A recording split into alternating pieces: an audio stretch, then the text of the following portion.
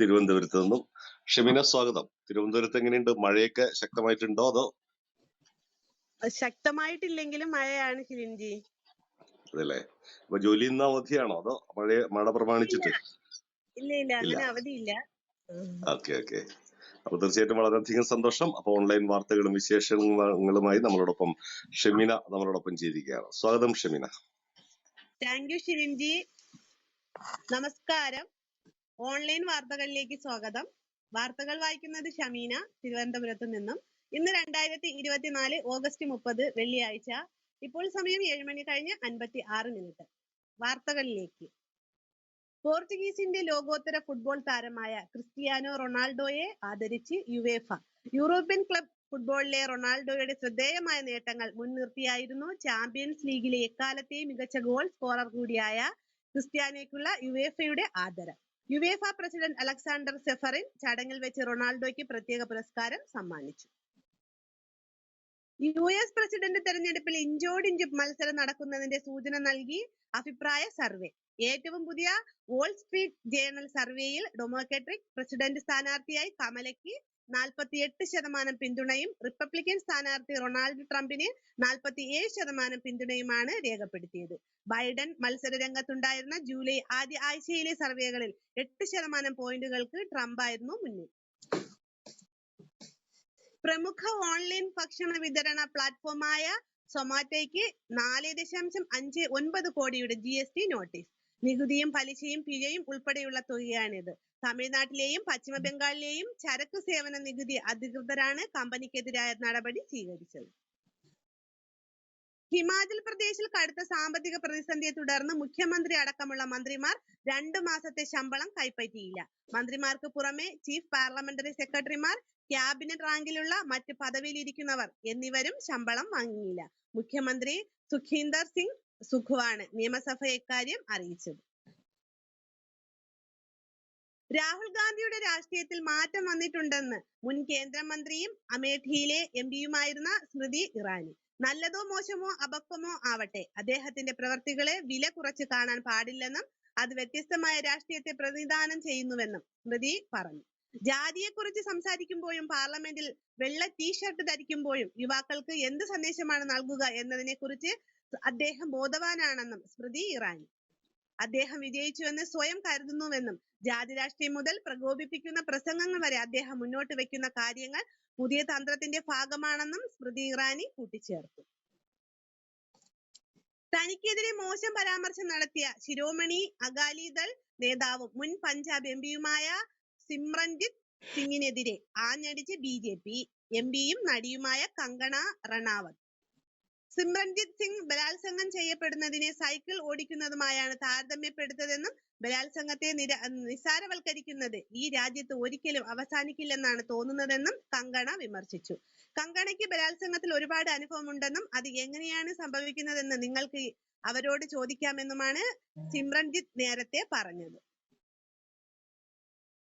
അപകീർത്തി case ചോദ്യം ചെയ്ത് Thiruvananthapuram MP Sasi Tharoor നൽകിയ ഹർജി തള്ളി ഡൽഹി ഹൈക്കോടതി. നരേന്ദ്രമോദിക്കെതിരായ ശിവലിംഗത്തിലെ തേൾ പരാമർശത്തിൽ BJP നേതാവ് നൽകിയ അപകീർത്തി കേസ് തള്ളണമെന്നാവശ്യപ്പെട്ടാണ് തരൂർ കോടതിയെ സമീപിച്ചത്. കേസിൽ നടപടികൾ റദ്ദാക്കാൻ ആവശ്യമായ കാരണങ്ങളൊന്നുമില്ലെന്ന് ജസ്റ്റിസ് അനൂപ് കുമാർ ചൂണ്ടിക്കാട്ടി. സമരം ചെയ്യുന്ന ഡോക്ടർമാരെ ഭീഷണിപ്പെടുത്തിയെന്ന ആരോപണം നിഷേധിച്ച് പശ്ചിമ ബംഗാൾ മുഖ്യമന്ത്രി മമതാ ബാനർജി. താൻ ഒരു വാക്കുപോലും ഡോക്ടർമാർക്കെതിരെ പറഞ്ഞിട്ടില്ലെന്നും ഒരിക്കലും ഭീഷണിപ്പെടുത്തി സംസാരിച്ചിട്ടില്ലെന്നും അവർ അവകാശപ്പെട്ടു. ജോലിസ്ഥലത്ത് സ്ത്രീകൾക്കെതിരായ ലൈംഗിക പീഡന പരാതികൾ രജിസ്റ്റർ ചെയ്യുന്നതിനും നിരീക്ഷിക്കുന്നതിനുമുള്ള കേന്ദ്രീകൃത പ്ലാറ്റ്ഫോമായ ഷീബോക്സ് പോർട്ടലിന് കേന്ദ്ര വനിതാ ശിശു വികസന മന്ത്രാലയം തുടക്കം കുറിച്ചു. കേന്ദ്രമന്ത്രി അന്നപൂർണ ദേവിയുടെ നേതൃത്വത്തിൽ ഇന്നലെ ദില്ലിയിൽ നടന്ന ചടങ്ങിൽ മന്ത്രാലയത്തിന്റെ പുതിയ വെബ്സൈറ്റും മന്ത്രി ഉദ്ഘാടനം ചെയ്തു. DK ശിവകുമാറിനെതിരായ അനധികൃത സ്വത്ത് സമ്പാദന കേസിൽ അന്വേഷണം തുടരാൻ CBIക്ക് കർണാടക ഹൈക്കോടതി അനുമതി നൽകിയില്ല. അന്വേഷണം തുടരാൻ അനുമതി വേണമെന്ന CBI ഹർജി കോടതി തള്ളി. മുഠ ഭൂമി ഇടപാട് കേസിൽ കർണാടക മുഖ്യമന്ത്രി സിദ്ധരാമയ്യയ്ക്ക് താൽക്കാലിക ആശ്വാസം. കേസിലെ തുടർ നടപടികൾ സ്റ്റേ ചെയ്യാനുള്ള ഉത്തരവ് മറ്റന്നാൾ വരെ തുടരും. കേന്ദ്ര സർക്കാരിന്റെ വാദം നാളെ നടക്കും. സിദ്ധരാമയ്യയെ പ്രോസിക്യൂട്ട് ചെയ്യാൻ അനുമതി നൽകിയത് തീർത്തും ചട്ടവിരുദ്ധമെന്ന് അഡ്വക്കേറ്റ് അഭിഷേക് മനു സിംഗ്വി വാദിച്ചു. ഉത്തർപ്രദേശിൽ നരഭോജി ചെന്നായ്ക്കളുടെ ആക്രമണത്തിൽ 8 കുട്ടികളടക്കം 9 പേർ കൊല്ലപ്പെട്ടു. ഉത്തർപ്രദേശിലെ ബഹ്റൈച്ച് ജില്ലയിലാണ് സംഭവം. നാട്ടുകാരുടെ പ്രതിഷേധം ശക്തമായതോടെ വനവകുപ്പും പോലീസും തെരച്ചിൽ ഊർജിതമാക്കി. 4 ചെന്നായ്ക്കളെ പ്രദേശത്ത് നിന്നും നിലവിൽ പിടികൂടിയിട്ടുണ്ട്. സ്ഥലത്ത് ഡ്രോൺ ഉൾപ്പെടെ ഉപയോഗിച്ചുള്ള തെരച്ചിൽ തുടരുകയാണ്. ഒഡീഷയിൽ പക്ഷിപ്പനി മനുഷ്യനിൽ ബാധിച്ചതായ സംശയത്തിന്റെ അടിസ്ഥാനത്തിൽ ആരോഗ്യവകുപ്പ് അധികൃതർ അതീവ ജാഗ്രതയിൽ. ഒഡീഷയിലെ പുരി ജില്ലയിലാണ് സംശയകരമായ രോഗലക്ഷണങ്ങളോടെ ഒരാൾ ചികിത്സയിലുള്ളത്. സ്ഥിതി നേരിടാൻ ആരോഗ്യവകുപ്പ് പൂർണ്ണ സജ്ജമാണെന്ന് ഒഡീഷയിലെ ആരോഗ്യ കുടുംബക്ഷേമ വകുപ്പ് മന്ത്രി പറഞ്ഞു. കോഴിക്കോട് കുറ്റ്യാടിയിൽ മിന്നൽ ചുഴി. കായക്കൊടിയിലാണ് ഇന്നലെ വൈകുന്നേരം മിന്നൽ ചുഴലി വീശിയത്. കായക്കൊടി പഞ്ചായത്തിലെ പട്ടർകുളങ്ങര, നാവോട്ടുകുന്ന് ഭാഗങ്ങളിലാണ് മിന്നൽ ചുഴലി ഉണ്ടായത്. നാവോട്ടുകുന്നിൽ 3 വീടുകൾ തകർന്നു. 2 വീടുകൾക്ക് കേടുപാട് പറ്റി. വൈദ്യുത ബന്ധം താറുമാറായി. അറബിക്കടലിൽ 6 പതിറ്റാണ്ടിനിടെ 2ാമത്തെ ചുഴലിക്കാറ്റ് രൂപപ്പെടാനുള്ള സാധ്യത. ഗുജറാത്ത് തീരത്ത് വടക്കൻ അറബിക്കടലിൽ വെള്ളിയാഴ്ച ചുഴലിക്കാറ്റ് രൂപപ്പെടാൻ സാധ്യതയുണ്ടെന്ന് ഇന്ത്യൻ കാലാവസ്ഥാ വകുപ്പ് വ്യാഴാഴ്ച അറിയിച്ചു. അതേസമയം ചുഴലിക്കാറ്റ് രൂപപ്പെട്ടാലും അത് ഇന്ത്യൻ തീരങ്ങളെ ബാധിക്കാൻ സാധ്യതയില്ലെന്നാണ് റിപ്പോർട്ടുകൾ. സംവിധായകൻ രഞ്ജിത്തിനെതിരെയുള്ള പരാതി പിൻവലിക്കാൻ തനിക്കുമേൽ കടുത്ത സമ്മർദ്ദം എന്ന് കോഴിക്കോട് മങ്കാവ് സ്വദേശി സജീർ. രഞ്ജിത്ത് ബംഗളൂരുവിലെ ഹോട്ടലിൽ വെച്ച് തന്നെ ലൈംഗിക അതിക്രമണത്തിന് ഇരയാക്കി എന്നും നഗ്ന ഫോട്ടോ എടുത്ത് എന്നുമായിരുന്നു സജീറിന്റെ ആരോപണം. തന്റെ ചിത്രങ്ങൾ രഞ്ജിത്ത് ഒരു പ്രമുഖ ചലച്ചിത്ര നടിക്ക് അയച്ചു കൊടുത്തതായും സജീർ ആരോപിച്ചു. നടൻ ജയസൂര്യക്കെതിരായ കേസിൽ സിനിമയുടെ സംവിധായകൻ ബാലചന്ദ്ര മേനോന്റെ മൊഴി രേഖപ്പെടുത്തും. നടിയോട് ലൈംഗിക അതിക്രമം കാട്ടിയെന്ന പരാതിയിൽ സിനിമയുടെ മറ്റ് സാങ്കേതിക പ്രവർത്തകരുടെയും മൊഴി എടുക്കും. പരാതിക്കാരുടെ മൊഴിയിൽ പറഞ്ഞിരിക്കുന്നവരുടെ മൊഴികളാണ് രേഖപ്പെടുത്തുക. ഇരിങ്ങാലക്കുട നഗരസഭയുടെ ശുചിത്വ മിഷൻ അംബാസിഡർ പദവി ഒഴിഞ്ഞ് നടൻ ഇടവേള ബാബു. ലൈംഗിക ആരോപണ പരാതിയെ തുടർന്ന് കേസെടുത്ത പശ്ചാത്തലത്തിലാണ് ശുചിത്വ മിഷൻ പദവി ഒഴിഞ്ഞത്.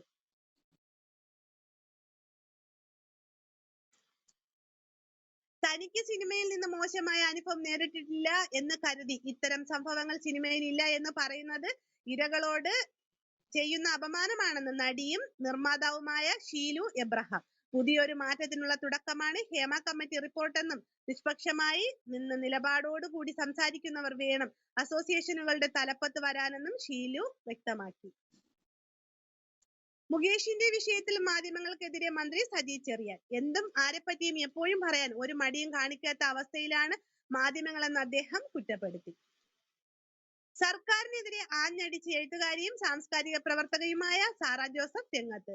ലൈംഗിക ആരോപണം നേരിടുന്ന മുകേഷ് രാജിവെച്ച് അന്വേഷണം നേടേണ്ടതില്ലെന്ന് പറയുന്ന സർക്കാർ എന്ത് സുരക്ഷിതത്വമാണ് സമൂഹത്തിന് വാഗ്ദാനം ചെയ്യുന്നതെന്നും അധികാരത്തിലിരിക്കുന്നവർ തന്നെ ഇങ്ങനെ സംരക്ഷിക്കപ്പെടുകയാണെങ്കിൽ എന്ത് വിശ്വാസമാണ് നിങ്ങളിൽ ഉണ്ടാവുക എന്നും അവർ ചോദിച്ചു. ഒരു വാർത്ത കൂടി. ഹേമ കമ്മിറ്റി റിപ്പോർട്ടുമായി ബന്ധപ്പെട്ട് BJP നേതാക്കൾ ദേശീയ വനിതാ കമ്മീഷന് പരാതി നൽകിയേക്കും. സന്ദീപ് വചസ്പതി, ശിവശങ്കർ എന്നിവർ ദില്ലിയിലെ ദേശീയ വനിതാ കമ്മീഷൻ ആസ്ഥാനത്ത് എത്തി പരാതി നൽകുമെന്നാണ് അറിയിച്ചിരിക്കുന്നത്. ഇരയാക്കപ്പെട്ടവരുടെ സ്വകാര്യത സംരക്ഷിച്ച് തന്നെ കുറ്റക്കാർക്ക് എതിരെ ശക്തമായ നടപടി വേണമെന്നാണ് ഇവരുടെ ആവശ്യം. ഇതോടുകൂടി എന്റെ വാർത്താവായന ഇവിടെ പൂർണ്ണമാവുകയാണ്. എന്റെ വാർത്താവായന കേട്ടിരുന്ന എല്ലാ പ്രിയപ്പെട്ടവർക്കും നന്മ നിറഞ്ഞ നല്ലൊരു ദിനാശംസിച്ചുകൊണ്ട് ഓവർ ടു ഷിലിൻജി.